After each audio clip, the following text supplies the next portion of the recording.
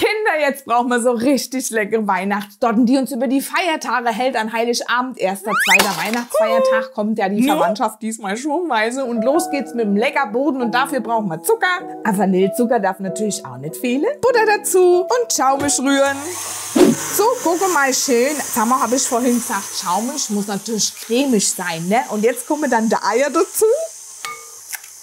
Heute müssen wir gar keine Eier trennen, Mensch, da bin ich jetzt schon ein bisschen traurig. Da muss ich auf mein Omelette verzichten. Wenn du mal wieder den Text vergessen hast. Omelette, Joanna! Und währenddessen können wir schon mal die trockene Zutaten mischen. Was ist jetzt? So, ich wollte bloß Bescheid geben, ich habe jetzt noch mal ordentlich durchgeputzt. Jetzt fahre ich auch heim über Weihnachten nach Dresden, ne? Ach ja, da sehen wir uns ja jetzt gar nicht mehr. Mensch, Jacqueline, ich wünsche dir auch schöne Weihnachten. Ja, ich wünsche euch auch wunderschöne Weihnachten. Genießt die Zeit zusammen und bleibt mal ja gesund. Wir sehen uns. Tschüssi!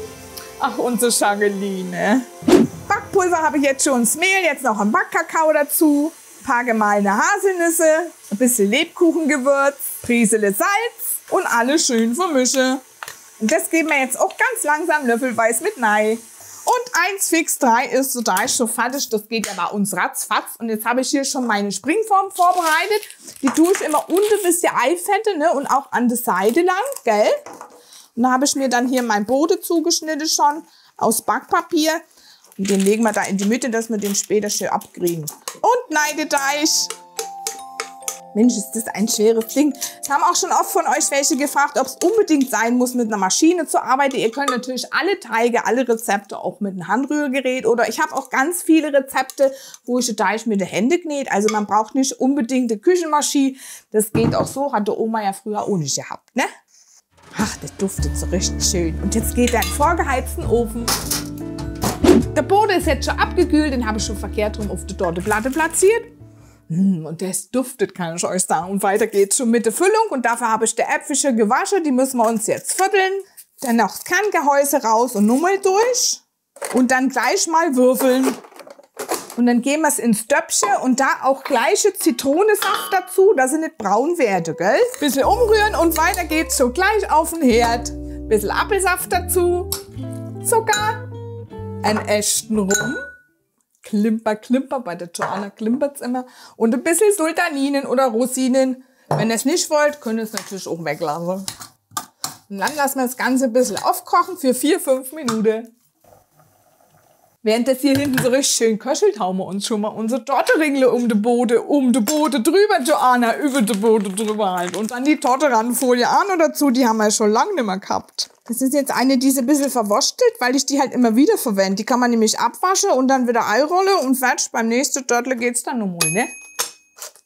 Da reicht jetzt der Umfang nicht ganz. Guck mal, da ist eine Lücke, aber das macht gar nichts. Wenn ihr so ein paar Fetze habt, nicht wegschmeißen, aufheben, dann kann man die da schön dazwischen fummeln. Und jetzt ist auch schon die Füllung soweit. Das ist jetzt so richtig schön heiß. Und dann brauchen wir jetzt ein bisschen Puddingpulver. Und das schütten wir uns jetzt hier ein bisschen in den Apfelsaft und tun das schön verrühren. Leute, die Torten ist so einfach gemacht und das duftet so lecker mit der Bratapfelfüllung. Und da habt ihr für 3 Tage was Tolles für Weihnachten. Und jetzt brauche ich mal Löffelchen und jetzt gießen wir das hier dazu und lassen es vorsichtig eindicken. Also ihr seht, die Apfelstückchen sind natürlich nicht verkocht, nur so 4-5 Minuten leicht, weil sonst wird sie Brei. Apfelmus-Torte haben wir ja auch schon mal gemacht, die brauchen wir heute nicht. Und jetzt kommt die Füllung gleich so heiß, wie sie ist, auf den Boden. Und schön verteilen und auch ein bisschen an den Rand drücken, gell? Und jetzt lassen wir es hier noch kurz ein bisschen stehen und dann kommt zum Abkühlen kurz in den Kühlschrank. Während unser Törtchen schön abkühlt, schlagen wir uns schon mal die Sahne. Und da habe ich immer eiskaltes Schüsselchen aus dem Kühlschrank, da klappt das immer total super. Und da gibt es jetzt noch ein bisschen Sahnesteif und Zucker dazu.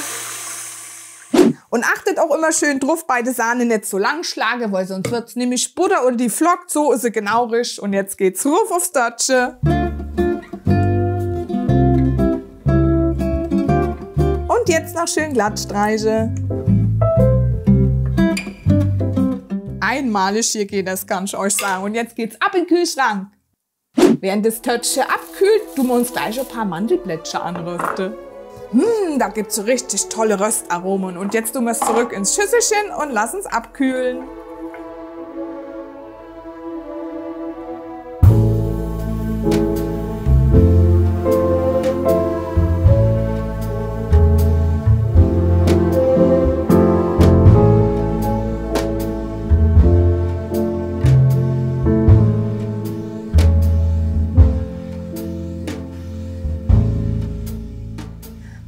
Na, das ist doch mal echt ein tolles Störtchen für die Feiertage. Und ich wünsche euch wundervolle Weihnachten. Wir sehen uns am Sonntag. Ciao, macht's gut. Ich hab jetzt schon mal durchgeputzt. Ich fahre jetzt auch heim nach Weihnachten, nach Dresden für Weihnachten.